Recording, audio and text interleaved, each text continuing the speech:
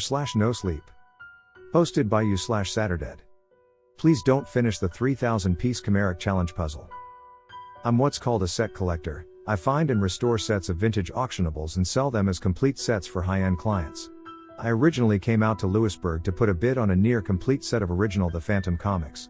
The collection was about a dozen short, but none of the missing issues were that rare. It was a slam dunk. It might take some time to get them graded, but if I could find a serious buyer, that wouldn't be a problem. I won the bid and was ready to call it a day when they announced a surprise item. These are always good. A complete 1923 Chimeric Challenger 3,000-piece puzzle. Holy shit. For those not in the know, the Chimeric Challenger is famously misprinted. They were discontinued because the cutting machine had some kind of malfunction. Some pieces were stuck together and had to be cut with scissors to be assembled.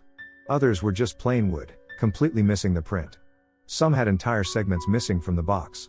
It was a commercial failure specifically because there were seemingly no complete sets. So to have a complete 3,000-piece Chimeric Challenger, their largest and final creation? That's big money. I got it for $2,600. I've seen incomplete sets go for about $8,000, so I could probably get past $15,000 if I could find the right collector. The only problem was that, while the previous owner insisted that it was complete, there was no certificate. So I would have to put it together, just to verify. Honestly, I was way more excited about the Chimeric Challenger than my Phantom set. It was good money, but this was unique. Rare. An actual challenge to put together and put into the hands of the right person. I got back home. I was greeted by my wall of collectibles, amassed from years of digging through countless yard sales and storage units. My crowning achievement was a vintage Mickey Mouse pocket watch placed under a little glass dome, lit with a mild yellow RGB light. The thing wasn't that rare, or expensive, but it was special to me. It was the exact watch my mom hadn't been able to afford me for my 6th birthday. It represented everything I'd grown into, someone who found things. Someone with the confidence and means to get what I want. I pulled a half-nighter finding the missing Phantom issues. By 4 a.m. I'd found all but 2, and those were just standard issues from the 80s. A bit tricky to find a seller, but dirt cheap. I just had to find the right shop. And yet, I could barely get any sleep. I was so excited to get started with the Chimeric Challenger. I put out my white cotton gloves, set my alarm for 8, and put a timer on my coffee maker.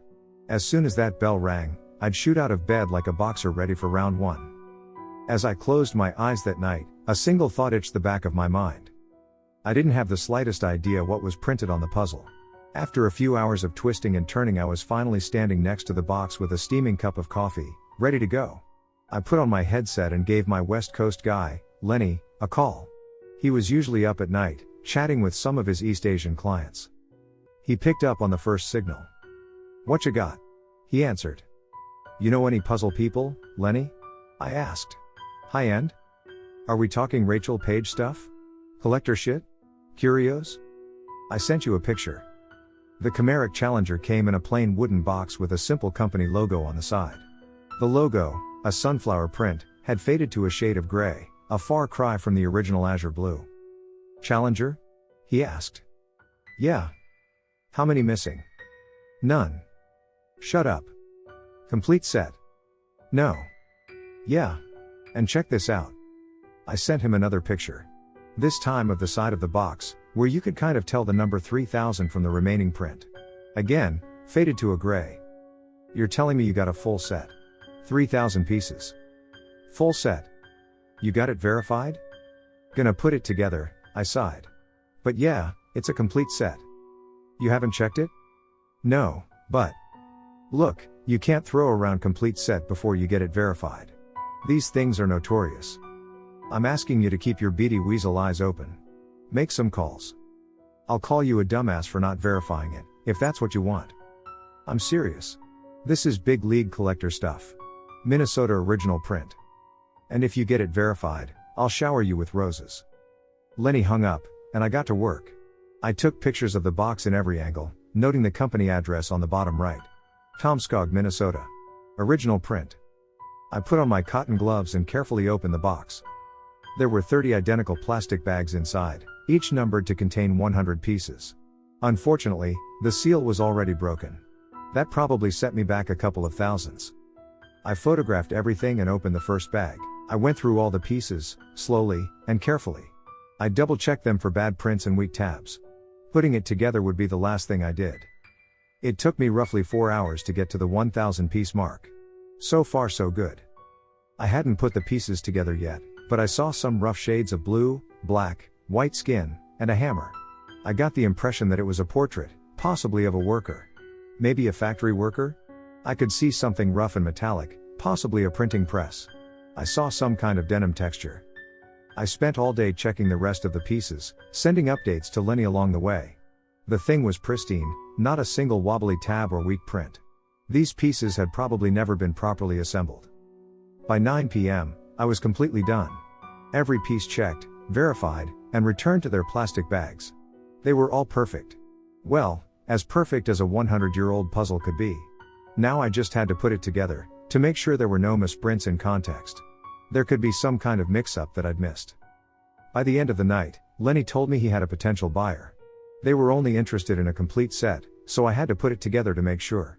But if it was legit, we were looking at an 18-19K payout, plus commission fees. The next day, I ordered the final issues of the Phantom and got ready to put the puzzle together. I put on an audiobook, uploaded all my pictures from the previous day, and got to work. Now, putting together a 3,000-piece puzzle takes time. If I spent all day working on it, about 12 hours, it'd still take me several days to finish. Probably another day since I had to be careful about the pieces. So I cracked my knuckles, turned off all notifications, and zoned out. Around lunchtime I had put together a few edge pieces and a dozen pieces showing a hand holding a hammer. A dirty, labor-roughened hand with black nails and deep blue bruises around the knuckles. I took a short break. I covered the pieces with a cotton cloth and made myself a sandwich. The Phantom collection was basically complete, so I put some feelers out looking for a buyer. I found the final issues and placed an order. Most of the time, my collections don't come to me complete. The Chimeric Challenger was a bit different that way. Usually I had to track down missing pieces or incomplete sets. That was part of the job. Having it served to me like this felt like cheating. As I got back to the puzzle, I got the sense that something was different. I removed the flowery cotton cover, taking in the smell of the old wood. I could have sworn I'd only put 12 pieces together for the arm. And yet, there were 13 connected pieces. Strange. When you solve puzzles, you start with the edges. That was my strategy too, but I couldn't keep myself from assembling whatever random pieces I found along the way. Mostly background pieces showing parts of shelves and metal flooring. Long after the sun had set, I tore myself away from the puzzle. I put the cotton cover back, chugged a Red Bull, and double-checked my socials. I had a lot of missed calls. Missed calls are often missed opportunities. I couldn't afford those, but this had to get done. I spent another few hours rifling through offers, tips, and various rumors. Apparently, there'd been some talk about the Chimeric Challenger. Maybe Lenny asking around stirred something up. I went through every post about it. The consensus was clear: there were no complete Chimeric Challenger sets. A few of them had managed to put together complete sets by combining boxes, but that only worked for the 100 and 500 piece sets. The 3,000 piece sets were all unique, one poster said. That's why they didn't spoil the picture on the box. It was a collector's item. I was just about to click on a link when I heard a sound. It sounded like a click, but it didn't come from my mouse. Instead I looked over at the covered puzzle. I walked over to it, scratching my eyes. I just stood there, looking at the flowery print of the cotton cover. Had I really heard something, or was it just sleep deprivation? Even if I'd heard something, what made me think it came from the puzzle? But no. I wasn't that person anymore. I was confident. I got what I wanted. I removed the cover and counted the assembled pieces. Edges looked fine. No problem there. But the hand with the hammer? 14 pieces. Not 13. I counted, recounted, and recounted again. Had it been 14 all along? I hadn't written 13 anywhere, and I was starting to doubt myself. Puzzles don't assemble themselves. I counted the pieces so many times that the image of that hand holding the hammer burned into my eyes. I wiped the sweat from my brow, reminding myself to put on clean cotton gloves the next day. It's 14, I said out loud, putting it down on a post-it. It is 14 pieces. Not 13, it was 14. I covered it back up. That night I slept like a rock. I dreamt about laborers. People with shovels, hammers, saws, and chisels. I dreamt about a hazy workshop full of acidic compounds. People yelling back and forth. A large man with an anchor tattooed on his forearm. A 12-year-old with a bucket handing out cups of water poured from a hand-carved wooden ladle. The smell of oil, tar, and something sweet. A flour press, making a potent dye. The workers all had blue hands. All of them. All except the foreman. He wielded a hammer. Something clicked. I woke up. I'd only been asleep for an hour, but I was shaking and wide awake. I tried going back to sleep, but there was a struggle in the back of my head. Part of me was telling me to stop being an idiot. Part of me wanted to go back to count. It had been 12 pieces. Then it was 13. Then 14. It had been 13. I had to stop doubting myself. I cursed out loud and got up. This was the final time. I stomped up to the table, removed the cover, and counted. I didn't even bother to check the edge pieces. 16. There were 2 more pieces assembled, completing the hammer. I leaned back in my chair, looking at the post-it note. It clearly said 14. There was no doubt anymore, there were more pieces assembled now than earlier that night. But what the hell did that mean? I put the cloth back over the puzzle and just watched it. I must have sat there over an hour, nodding in and out of a restless sleep. At one point I didn't know if I was awake or not. My eyes were open, but I didn't really register anything I was seeing. And there, in that dreamlike moment, I saw something move under the cotton cover. Followed by another wooden click. I must have fallen asleep, as I woke up hours later, still sitting in my chair. I had some missed calls, a few items that had to be sent, and a few phantom issues to pick up at the post office. And yet, I felt uneasy leaving the Chimeric Challenger. I tried telling myself I'd imagined it, but I couldn't fool myself. Instead, I put my hand on the cotton cloth and took a deep breath. I didn't want to know. I didn't want to count them. I didn't want there to be more. Just as I steeled myself, my phone rang. Lenny. I breathed a sigh of relief. Saved by the bell. Lenny, my guy, I answered. Got any good news? If this is legit, we're looking at a paycheck. Not table scraps, a fat double quarter-pounder paycheck. I can't find a single person with a complete 3,000-piece set. You telling me we're in the money, Lenny? That what you're telling me? Imagine big brown sacks with dollar signs on them, and the satisfaction of proving me wrong. But you gotta verify it. Working on it. I'll send you a progress pic. Get on it. Will do. Big dollar signs, like you're a cartoon villain robbing a bank. That's a very clear picture, Lenny, thank you.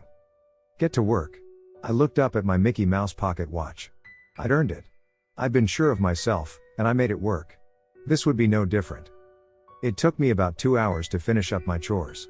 Sent out a couple of surplus items, picked up a few of the Phantom comics, downed a box of gas station sushi, and got back home. I substituted my audiobook for rock and roll and got into the vibe. I didn't even count the pieces, I just started putting them together. Sorting them by color. Mouthing the words to Detroit Rock City while looking for matching boot pieces. This was work, that's all that mattered. The guy in the picture had his labor, I had mine. I kept taking progress pics to send to Lenny later. This be another full day. I stopped for a dinner break at about 6 p.m. I heated up some canned ravioli and reviewed the pictures. It was fun just to see how far I'd come. I'd finished the entire frame and started working my way in. I'd gotten a large chunk of metal flooring in, connected to a large segment of background wall. At least 600 pieces, all in all. Then, I noticed something. I went back and forth between my pictures. I tried arranging them, putting one over the other, making sure they were the same size. I couldn't get the arm to overlay. All the other pieces were fine, but not the arm with the hammer. It was as if it wasn't in the same angle from one picture to the next. As if it had moved. I looked over at the flowery cloth, feeling that icy block of doubt sink back into my stomach. Without all the music, without the bravado, it was just me and this mystery. One by one, I sent the progress pics to Lenny. And as I hit send on the last one, he called me up. Lenny, I started. I got the guy. What? The guy. A client. He's interested. Okay, sure, but. No, you don't understand. He's on the other line. He wants to talk. Now? You need a second? Lenny, there's an issue. Is this gonna keep us from making bank? I took a deep breath. I wasn't sure. I couldn't be. No, I don't think so. Then you're on in 5. There was an electronic tone, followed by 2 signals. All of a sudden Lenny was off the line. There was a stranger on the other end. A stranger with an old, wheezing voice. I sat there listening to him breathe for a few seconds. Clearly a smoker. You got the full set?" he asked. "I think so, yeah. Putting it together as we speak." "Don't do that." There was an urgency. Like he'd waited for just the right time to say it, preparing himself. It was the clearest thing he'd said so far. "Don't do it," he repeated. "Tear it apart." "Why would I do that?" Can't you feel it?" I looked back at the flowery cloth. Had it really moved the other night? Had the picture changed? 12 pieces. 13. 14. 16. I hadn't even counted them since. 2 dozen? 3? They are incomplete by design. By necessity. It shouldn't be complete. Maybe it isn't. Make sure of it. Disassemble it, separate the pieces, and never look at it again. I can't just. I got up from my chair, seeing the setting sun bounce off the glass dome protecting the Mickey Mouse pocket watch. I wanted this, and I was going to get it. "If you want to take it off my hands, I'm sure Lenny will get you a fair price," I sighed. "But if you excuse me, I got work to do." "Don't do this." I hung up. And for the rest of the night, I didn't bother counting. I called it a day just past midnight. I face-planted into bed, leaving the playlist rolling. I'd just catch a few hours of sleep, then get back to it. I wasn't going to drag this out. This was business, and I was going to handle it. But I couldn't help myself from dreaming. Maybe the fumes from the box got to me. Maybe it was just a different, intrusive, headspace. Either way, I imagined myself back in that hazy workshop. I imagined myself waking up. A man with blue hands shaking my shoulder. Our lunch break was over, and I was slacking off. I had this mind-numbing task of putting the same varnish on wooden boxes, over and over and over. The smell was so strong that I couldn't even feel it anymore. There was a noise further down the hall. A hammer coming down, again and again. Screams. Pleading. Flesh. We knew better than to stop. "You didn't quit this job." No one did. I woke up to a sudden clatter. Something falling onto the floor. My eyes shot open. There were puzzle pieces scattered across the carpet. And a bloody hammer. Specks of blood covered the flowery cotton cover. The hammer just lay there on the floor, clear as day. A few puzzle pieces had fallen off the table. I picked up the hammer, feeling the weight of it in my hand. A sticky handle covered in loose strands of hair. I pulled the cotton cover aside. The Chimeric Challenger was almost complete. The puzzle revealed a man in denim overalls. Covered in cuts, bruises, and scars. The only thing missing was his head, that hadn't been put together yet. He didn't have a hammer in his hand anymore. He did, however, have colored hands. But they weren't blue, like the workers I'd dreamt of. They were blood red. I'd forgotten to turn notifications back on. I had hundreds. Row after row of texts from the same number, over and over. All of them telling me to please, destroy the puzzle. Burn it. Throw it away. Tear the pieces apart and just walk away. Missed calls. Offers to pay me to get rid of it. Calls from Lenny.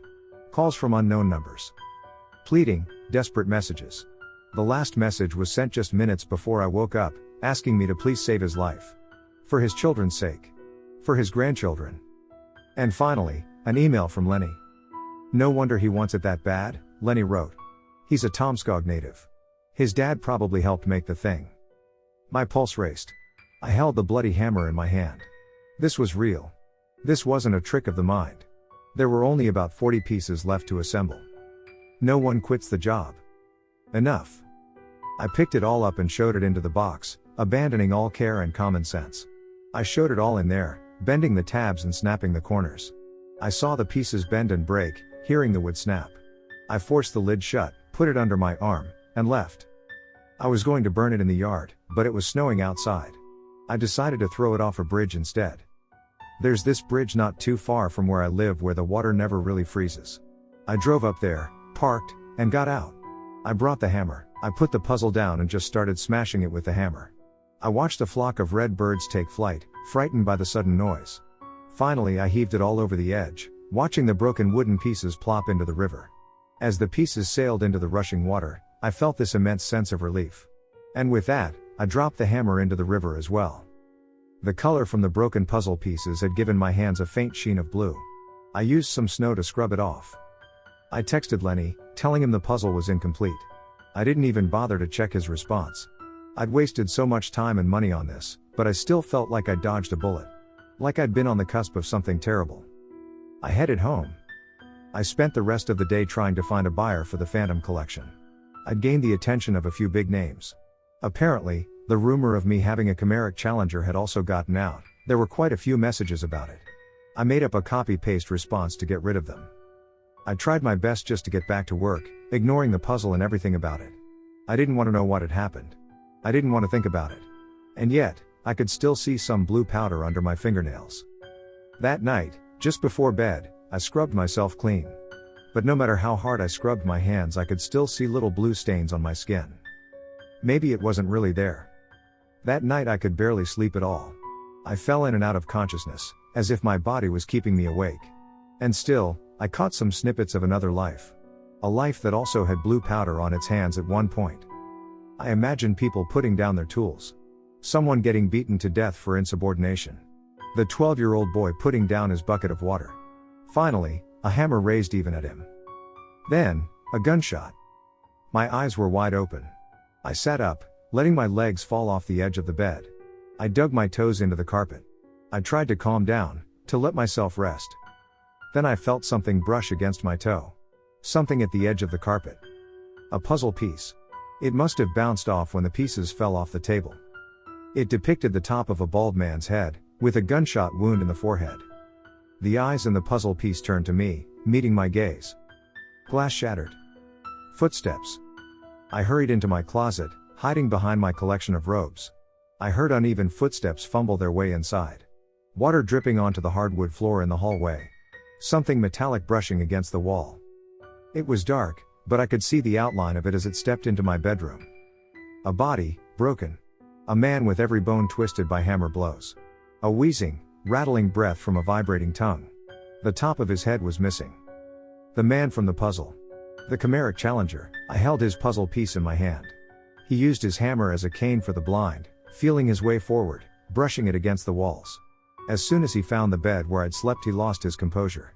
He made this unearthly sound, ripping the covers and pillows into pieces, waving the hammer around with his broken limbs. He could barely stand on his ruined legs. Every step, every swing, was agony. I could hear the rage and frustration bubbling up from his exposed throat. The hammer bringing down paintings, pictures, shelves, and my priceless collectibles. All of a sudden, the doors to the closet were ripped from the hinges. Broken fingers wrapped around my throat. I held up the final puzzle piece like a shield, hoping it would all just go away. "Take it," I screamed. "Just fucking take it." But there was no discussion. No thought. He just started beating me to death with that goddamn hammer. That first blow connected with my jaw, breaking it. The second hit fractured my right upper arm. It was so fast that I didn't even understand what was happening. The third hit connected with my shoulder. I didn't even realize I'd dropped the puzzle piece. The dark turned red, and for a moment I could feel the texture of metal flooring against my cheek. I could see the haze of the workshop. I'd tried to quit. The foreman wasn't having it. Fingers grabbing the roots of my hair. More hammer blows. My forehead burning. My head ringing. My world started spinning as my inner ear gave up. Another blow. Another. I tried pleading for help, but I couldn't form words through my broken jaw. Instead I just lay there, wheezing, just like the foreman. All of a sudden, it stopped. A hammer clattered to the ground. I saw the glass dome with my Mickey Mouse pocket watch. It was still intact, resting on my bed. I wanted this. I wanted to live. I grabbed the hammer, flipped it, and used it to drag myself across the floor. I kept losing my grip from the bleeding. But I made it. Months of physical therapy. Dozens of surgeries, and I still can't lift my arm over my head. When I stretch one way, I can feel this deep ache still lingering in my jaw. Turns out he accidentally smashed the final puzzle piece when he tried to beat me to death. I guess, in a strange way, he destroyed himself. Now, I still see people looking to complete sets of the Chimeric Challenge puzzles. There are 8 auctions for various pieces going on right now. Some for 300 pieces, one looking to complete a set for a 1,000-piece puzzle. And that's why I'm asking that we please, as a community, never talk of these again.